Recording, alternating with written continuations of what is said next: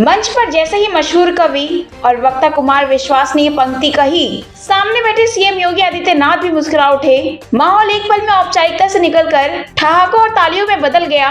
गंभीर राजनीति और सख्त छवि वाले योगी के सामने कुमार विश्वास का ये चुटीला अंदाज लोगों को खूब भाया। कुमार विश्वास की खासियत ही यही है, बात कविता में हो, तंज में हो, लेकिन चोट सीधा निशाने पर हो।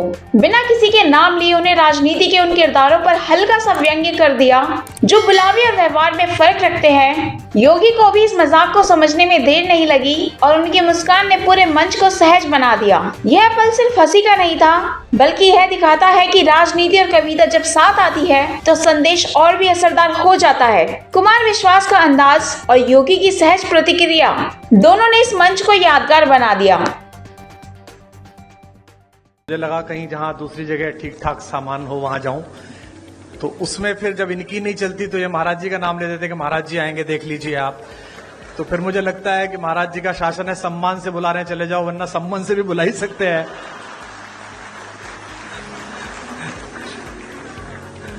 हमारे मुख्यमंत्री जी पे इतनी चर्चा होती है, मैं पूरे भारत में जाता हूं, इतनी चर्चा होती है।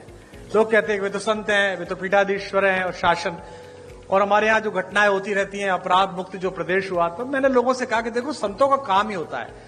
अब दो प्रकार के संत हैं। एक संत वो हैं जिनसे सज्जन व्यक्ति मिलता है और मिलते ही मोक्ष को प्राप्त करता है। एक हमारे महाराज जी हैं, दुष्ट व्यक्ति दिखता है, मिलता है और फिर मोक्ष को प्राप्त करता है। दोनों प्रकार से साधन संपन्न है।